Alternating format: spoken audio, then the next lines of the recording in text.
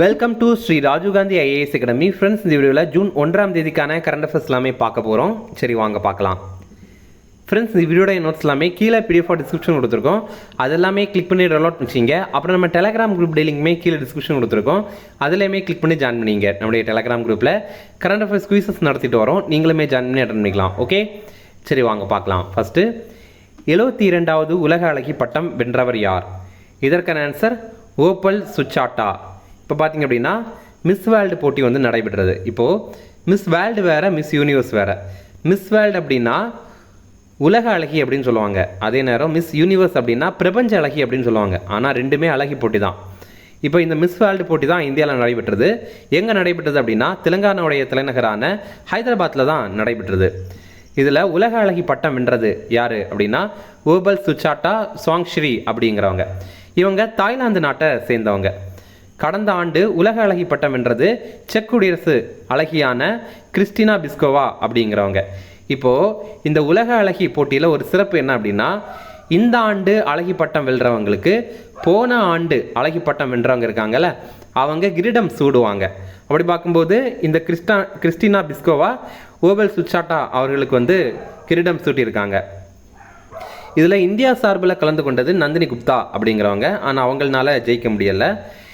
இதே மாதிரி போன ஆண்டு 73வது பிரபஞ்ச அழகி போட்டி வந்து நடைபெற்றது. அதில் பட்டம் வென்றது யாருன்னா விக்டோரியா ஜேர் தீல்விக் அப்படிங்கிறவங்க. இந்த போட்டி நடைபெற்ற இடம் மெக்சிகோ. அடுத்தது, 2024-25 இந்தியாவின் பொருளாதார வளர்ச்சி எவ்வளவு சதவீதம் வளர்ச்சி அடைந்தது? இது ரொம்ப முக்கியமான கொஸ்டின்.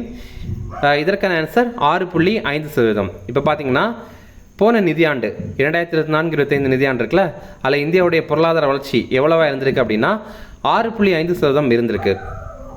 அதாவது இந்தியாவுடைய ஜிடிபி போன நிதியாண்டு. இதில் பாருங்கள், FY25 அப்படின்னா ஃபினான்ஷியல் இயர் 2024-25 அப்படிங்கிறது தான்.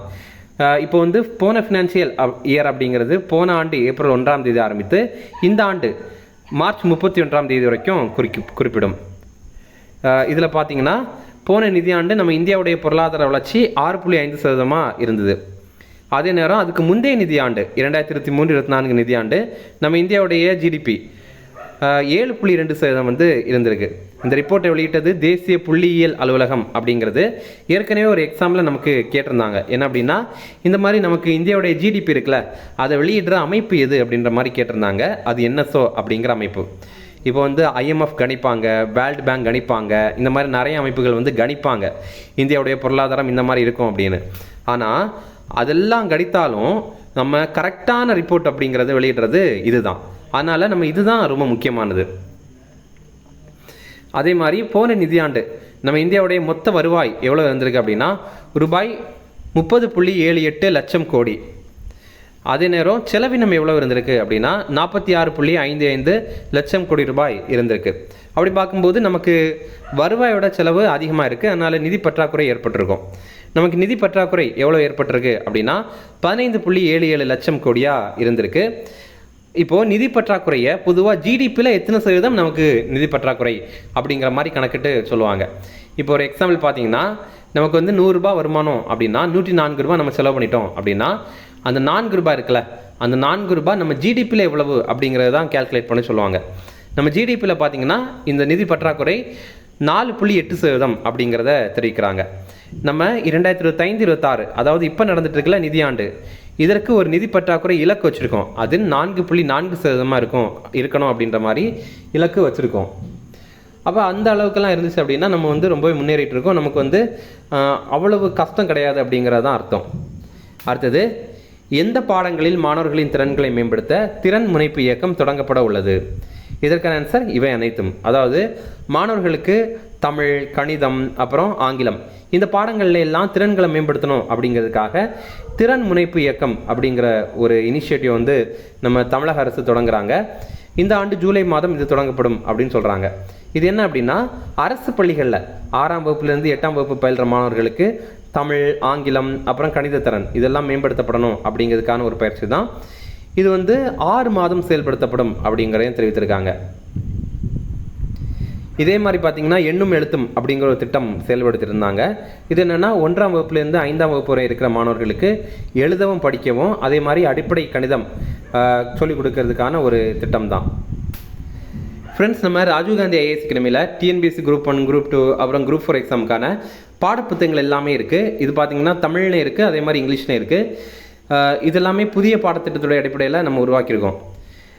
இதை நீங்கள் மொத்தமாக வாங்கிக்கலாம், அல்லது உங்களுக்கு தேவைப்படுற புத்தகங்கள் மட்டும்தான் வேணும் அப்படின்னா கூட நீங்கள் கால் பண்ணி ஆர்டர் பண்ணி வாங்கிக்கலாம். இது சம்மந்தமாக உங்களுக்கு ஏதாவது தகவல் தரணும் அப்படின்னா ஸ்க்ரீனில் தெரிகிற நம்பருக்கு கால் பண்ணி பேசிக்கலாம். நீங்கள் தமிழ்நாட்டில் எங்கே இருந்தீங்க அப்படின்னாலும் நாங்கள் இதை உங்களுக்கு கொரியர் மூலமாக சென்ட் பண்ணி தந்துடுவோம். அதே மாதிரி நீங்கள் சென்னையில் அண்ணா நகரில் இருக்கிறீங்க அப்படின்னா நம்முடைய ஸ்டடி ஹால் வசதி நீங்கள் பயன்படுத்திக்கலாம். நம்ம இன்ஸ்டியூட் வந்து சென்னையில் அண்ணா நகரில் இருக்குது, அங்கே தான் ஸ்டடி ஹாலுமே இருக்குது. இது சம்மந்தமாக உங்களுக்கு ஏதாவது தகவல் தரணும் அப்படின்னா ஸ்க்ரீனில் தெரிகிற நம்பருக்கு கால் பண்ணி பேசிக்கலாம். அடுத்தது, உல்லாஸ் திட்டத்தின் கீழ் முழு கல்வி அறிவு பெற்ற 2வது மாநிலம் எது? இதற்கான ஆன்சர் கோவா. இப்போது மத்திய அரசு உல்லாஸ் அப்படிங்கிற திட்டத்தை ஒவ்வொரு மாநிலத்திலையும் செயல்படுத்திட்டு இருக்காங்க.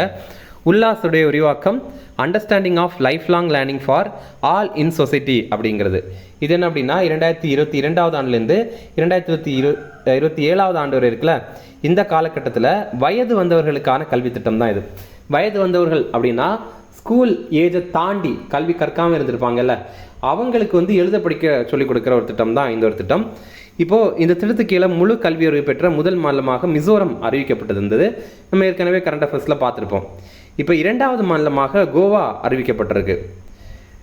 பொதுவாக ஒரு மாநிலம் 95% கல்வி அறிவு பெற்றுச்சு அப்படின்னா அது முழு கல்வி அறிவு பெற்ற மாநிலமாக அறிவிக்கப்படும் அப்படின்னு தெரிவித்திருந்தாங்க.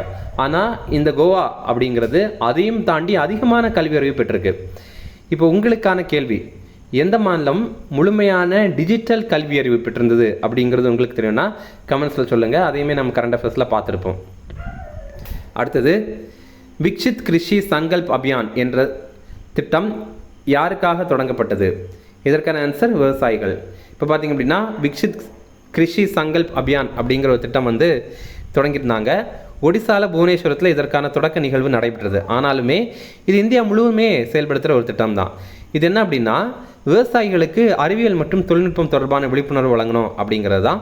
இல்லை என்ன பண்ணுவாங்க அப்படின்னா 700 அறிவியல் அறிஞர்கள் 700 மாவட்டங்களுக்கு போவாங்க. இந்த ஆண்டு மே 29ஆம் தேதியிலிருந்து ஜூன் 12ஆம் தேதி வரைக்கும் அறிவியல் அறிஞர்கள் 700 மாவட்டங்களுக்கு நம்ம இந்தியா முழுவதுமே போவாங்க. நாடு முழுவதும் 1.5 கோடி விவசாயிகளை அவங்க சந்திப்பாங்க. அவங்களுக்கு அறிவியல் மற்றும் தொழில்நுட்பம் தொடர்பான பாடங்கள், அதே மாதிரி அவங்களுக்கு விவசாயத்தில் என்னென்ன தேவைப்படுது அப்படிங்கிறது அறிவியல் மற்றும் தொழில்நுட்பம் தொடர்பாக கற்றுக் கொடுப்பாங்க. மத்திய வேளாண் துறை அமைச்சர் சிவராஜ் சிங் சௌஹான் அப்படிங்கிறவர். அடுத்தது, தற்போது எந்த நாட்டில் குழந்தை திருமணம் தடை செய்யப்பட்டது? இதற்கான ஆன்சர் பாகிஸ்தான். இப்போ பார்த்தீங்கன்னா பாகிஸ்தானில் குழந்தை திருமணம் வந்து தடை செஞ்சுருக்காங்க. இங்கே வந்து குழந்தை திருமண தடை மசோதாவுக்கு அந்த நாட்டுடைய குடியரசுத் தலைவர் வந்து ஒப்புதல் வழங்கியிருக்காங்க. இதோடைய அடிப்படையில் 18 வயதுக்குட்பட்ட ஆண் அல்லது பெண் இவங்க 2 பேருக்குமே திருமணம் பண்ணுறதுக்கு வந்து தடை வச்சுருக்காங்க. பாகிஸ்தானுடைய தலைநகர் வந்து இஸ்லாமாபாத். பாகிஸ்தானுடைய அதிபர் ஆசிஃப் அலி சர்தாரி அப்படிங்கிறவர். அடுத்தது, ஒரு கூட்டு பயிற்சி இருக்குது, அதை பற்றி பார்க்கலாம். எப்போவுமே நம்ம 2 நாடுகளுக்கு இடையில் நடைபெற கூட்டு பயிற்சியை பற்றி பார்க்கும்போது 3 விஷயங்கள் நோட் பண்ணணும். முதல்ல, அது எந்த 2 நாடுகளுக்கு இடையில் நடைபெறுது அப்படிங்கிற பார்க்கணும். இது இந்தியாவுக்கும் மங்கோலியாவுக்கும் இடையில் நடைபெறுது. 2வதாக, இது என்ன வகையான பயிற்சி அப்படிங்கிற நோட் பண்ணணும். இது ஒரு இராணுவ பயிற்சியா, இல்லை விமானப்படை பயிற்சியா, இல்லை வந்து கடற்படை பயிற்சி அப்படின்னு நோட் பண்ணணும். இது பார்த்தீங்கன்னா இராணுவ பயிற்சி. 3வதாக, இது எங்கே நடைபெறுது அப்படின்னு நோட் பண்ணணும். இது பார்த்தீங்கன்னா மங்கோலியாவில் நடைபெறுது. மங்கோலியாவில் உலன் பார்டர் அப்படிங்கிற பகுதியில் தான் நடைபெறுது. ஓகே, இது 17வது பதிப்பு. நமக்கு அது அவ்வளோ முக்கியம் கிடையாது. அடுத்தது, முக்கிய தினங்கள் பார்த்தீங்கன்னா உலக பால் தினம். இது வந்து ஜூன் 1ஆம் தேதி, வேர்ல்டு மில்க் டே. இந்த ஆண்டுக்கான கருப்பொருள் பால் பண்ணையின் சக்தியை கொண்டாடுவோம் அப்படிங்கிறது தான். Let's celebrate the power of dairy அப்படிங்கிறது. தேசிய பால் தினம் அப்படிங்கிறது நம்ம நவம்பர் 26ஆம் தேதி கொண்டாடுறோம். இது வெண்மை புரட்சியின் தந்தை வர்கீஸ் குரியன் இருக்கார்ல, அவருடைய பிறந்த நாள். ரிவிஷன் பார்க்கலாம். 72வது உலக அழகி பட்டம் வென்றவர் யார்? இதற்கான ஆன்சர் ஓபல் சுச்சாட்டா. அடுத்தது, 2024-25 இந்தியாவின் பொருளாதார வளர்ச்சி எவ்வளவு சதவீதம் வளர்ச்சி அடைந்தது? இதற்கான ஆன்சர் 6.5%. அடுத்தது, எந்த பாடங்களில் மாணவர்களின் திறன்களை மேம்படுத்த திறன் முனைப்பு இயக்கம் தொடங்கப்பட உள்ளது? இதற்கான ஆன்சர் இவை அனைத்தும். அடுத்தது, உல்லாஸ் திட்டத்தின் கீழ் முழு கல்வி அறிவு பெற்ற 2வது மாநிலம் எது? இதற்கான ஆன்சர் கோவா. இப்போ உங்களுக்கான கேள்வி, இந்தியாவில் முதல் முறையாக அனைவருமே, அதாவது முழு டிஜிட்டல் லிட்ரஸி, முழு டிஜிட்டல் கல்வி அறிவு பெற்ற மாநிலம் எது அப்படிங்கிறது உங்களுக்கு தெரியும்னா கமெண்ட்ஸில் சொல்லுங்கள். அது வந்து ஆப்ஷனில் தான் இருக்குது. ஓகேவா? ஆன்சருமே இந்த ஆப்ஷனில் தான் இருக்குது. அடுத்தது, விக்ஷித் கிருஷி சங்கல்ப் அபியான் இது என்ற திட்டம் யாருக்காக தொடங்கப்பட்டது? இதற்கான ஆன்சர் விவசாயிகள். அடுத்தது, தற்போது எந்த நாட்டில் குழந்தை திருமணம் தடை செய்யப்பட்டது? இதற்கான ஆன்சர் பாகிஸ்தான். அவ்வளோதான் ஃப்ரெண்ட்ஸ். இந்த வீடியோ பிடிச்சா கண்டிப்பாக லைக் பண்ணுங்கள். நம்மளுடைய சேனலுக்கு சப்ஸ்கிரைப் பண்ணி வச்சுங்க. உங்களுடைய நண்பர்களுமே ஷேர் பண்ணுங்கள். கண்டிப்பாக இது அவங்களுக்கும் பயனுள்ளதாக இருக்கும். அப்புறம் பார்த்தீங்கன்னா, நம்ம டிஎன்பிஎஸ்சி குரூப் 1 எக்ஸாமுக்கான முக்கியமான 100 கரண்ட் அஃபேர்ஸ் போட்டிருக்கோம். அது நீங்கள் இன்னும் பார்க்கல அப்படின்னா கீழே டிஸ்கிரிப்ஷனில் கொடுத்துருக்கோம். லிங்க் கிளிக் பண்ணி பாருங்கள். ஓகே. அப்புறம் கண்டிப்பாக ஒரே ஒரு லைக் மட்டும் பண்ணுங்கள். நீங்கள் லைக் பண்ணிங்க அப்படின்னா நம்ம இதே மாதிரி நிறைய வீடியோ போடுறதுக்கு ஒரு மோட்டிவேஷனாக இருக்கும். தேங்க்யூ.